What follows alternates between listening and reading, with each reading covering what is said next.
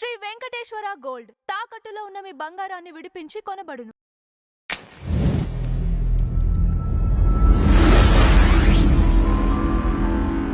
నమస్కారం నాగార్జున గారు. నమస్తే అంజీ గారు.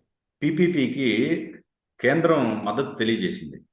సో ఇప్పుడు కూడా వైసీపీ వాళ్ళు పాత పాటే పాడతారా? అంటే జైలుకి పంపిస్తామని చెప్పేసి సవాళ్ళు విసురుతారంటారా?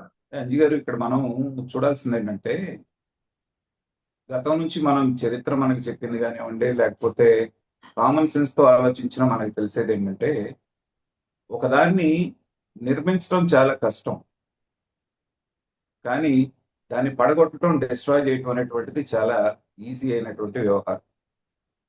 సో చంద్రబాబు నాయుడు గారు 4వసారి ముఖ్యమంత్రి అయ్యి 2024లో అధికారంలోకి వచ్చినప్పటి నుంచి ఏంటంటే, అస్తవ్యస్తంగా ఉన్నటువంటి ఆర్థిక వ్యవస్థ దగ్గర నుంచి అన్నింటినీ గాడిలో పెట్టుకుంటూ మన దగ్గర ఉన్నటువంటి ఆర్థిక స్తోమతను బట్టి ప్రజలకు ఎలాంటి సౌకర్యాలు ఇబ్బంది లేకుండా ఉండటం కోసంగా ఈ పీపీపీ విధానాన్ని తీసుకుంటే ఏంటంటే అందరికీ మేలు జరుగుతుంది. ఇది ప్రభుత్వానికి ఖర్చు ఉండదు, అలాగే ప్రైవేట్ వాళ్ళ భాగస్వామ్యం కొంత ఉంటుంది కాబట్టి మెరుగైనటువంటి సౌకర్యాలు, మెరుగైనటువంటి ఫెసిలిటీస్ ఉంటాయన్న ఉద్దేశంతో తీసుకున్నటువంటి నిర్ణయం. దీనికి చాలా సమయం పట్టింది, కానీ జగన్మోహన్ రెడ్డి లాంటి విధ్వంసకర ఆలోచన విధానం ఉన్నటువంటి వ్యక్తి కేవలం ఒకే ఒక్క స్టేట్మెంట్ తోటి, మేము గనక మీరు ముందుకొచ్చి తీసుకున్న వాళ్ళందరినీ 2 నెలల్లో జైల్లో వేస్తానన్నటువంటి ఒక వార్నింగ్ తోటి ఇవాళ మరి టైం ఎక్స్టెండ్ చేసినప్పటికీ కూడా ఒక్కళ్ళు మాత్రమే ముందుకు వచ్చారు. వాళ్ళు కూడా అంత ప్రాధాన్యత లేనటువంటి వాళ్ళు అనేటువంటిది వస్తుందంటే ఏంటంటే, పాక్షికంగా జగన్మోహన్ రెడ్డి గారి బెదిరింపు అనేటువంటిది పనిచేసిందని అనుకోవాలి ఒకటి. ఎందుకంటే జగన్మోహన్ రెడ్డి గారి ట్రాక్ రికార్డ్, ఇందాక నేను అన్నట్టుగా మీరు కన్స్ట్రక్ట్ చేయటం కష్టం, కానీ డిస్ట్రక్ట్ చేయటం అనేటువంటి డిస్ట్రక్షన్ అనేది ఈజీ అంటాం. ఏంటంటే రివర్స్ టెండరింగ్ అని ఒక పేరు పెట్టి 5 సంవత్సరాల కాలంలో వాడు చేసుకున్నటువంటి విద్యుత్ ఒప్పందాలు కానివ్వండి, లేకపోతే సోలార్ పవర్తో చేసుకున్నటువంటి కానివ్వండి, తర్వాత పోలవరం రివర్స్ టెండరింగ్ కానివ్వండి, ఎలాగ కాంట్రాక్టర్ని తీసుకున్న వాళ్ళని ఇబ్బంది పెట్టారనేటువంటి ఒక చరిత్ర ఆయన వెనకాల ఉంది. కాబట్టి సహజంగానే మనిషి అనేటువంటి వాడు 100 కోట్లు పెట్టుబడి పెట్టేటువంటి వాళ్ళు ముందు వెనక ఆలోచించుకుంటారు. 0.1% వాళ్ళకి రిస్క్ ఉందన్నా ముందుకు రావడానికి అవకాశం ఉండదు. అదే జరిగింది. కానీ ఈ విజయం అనేటువంటిది మామూలాన్ని వచ్చింది. అసలు మేము గెలిచేసామనేటువంటి ఆనందం ఎక్కువసేపు జగన్మోహన్ రెడ్డి గారికి లేకుండా ఏమైందంటే, కేంద్ర ప్రభుత్వం క్లియర్ గా రాబోయేటువంటి రోజుల్లో భారతదేశ విధానం అనేటువంటిది పీపీపీ మాత్రమే, ఏ మేజర్ ప్రాజెక్ట్ ఉన్నా ఆ పద్ధతిలోనే చేయాలి, అది మాత్రమే మనకు ఉన్నటువంటి ఏకైక మార్గం అని ఎలాంటి శతభిషలు లేకుండా చెప్పిన తర్వాత ఇప్పుడు జగన్మోహన్ రెడ్డి గారికి గొంతులో వెలకాయ పడ్డట్టు అవుతుంది.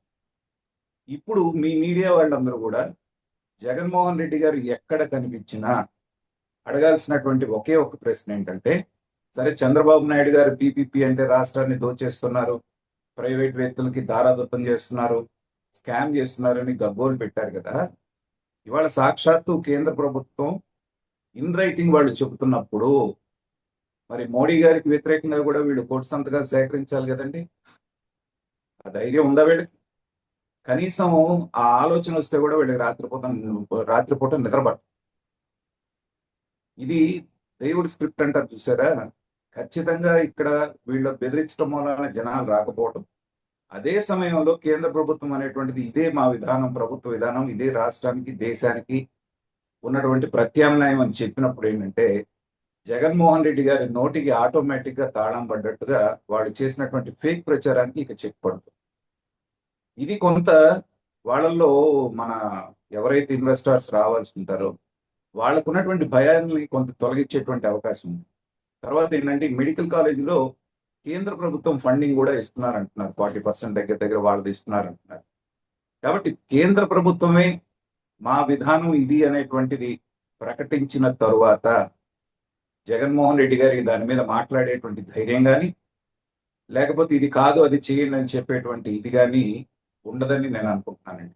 అని ఇప్పుడు కూటమి ప్రభుత్వం కూడా చేయాల్సింది ఏంటంటే, సరే విష ప్రచారం చేశారు, దాన్ని నమ్మేవాళ్ళు నమ్ముతారు, నమ్మని వాళ్ళు నమ్మరు, కాస్త బుద్ధిజీవులు అందరూ కూడా ఏది మంచి ఏది చెడు నిర్ణయించుకోగలుగుతారు.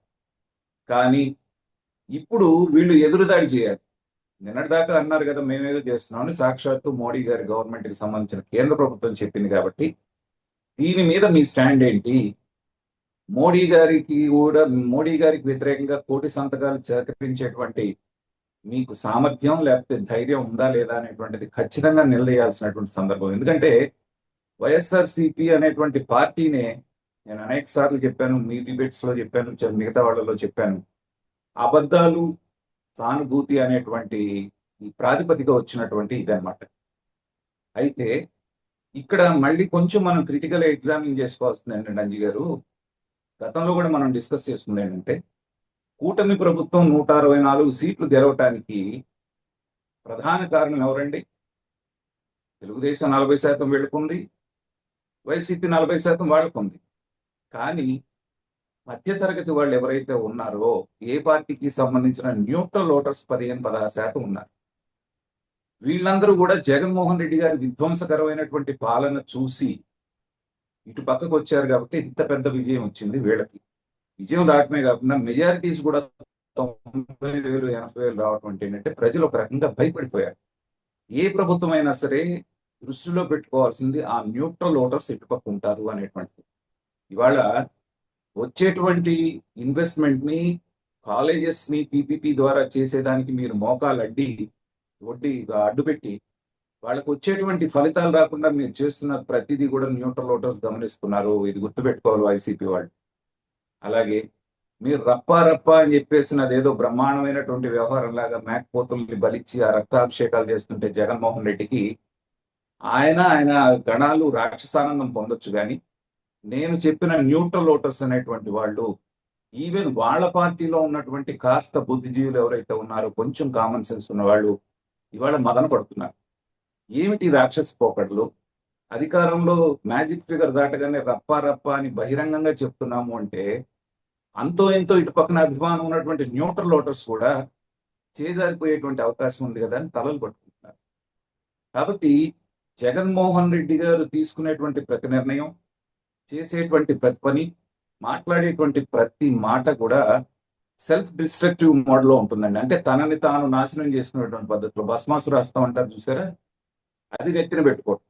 ఇవాళ మీరు పీపీపీలను ఆపగలిగామని చెప్పేసి మీరు సంతోషపడుతున్నారే కానీ ఇంకొక 2 నెలల తర్వాత మళ్ళీ పిలుస్తారు.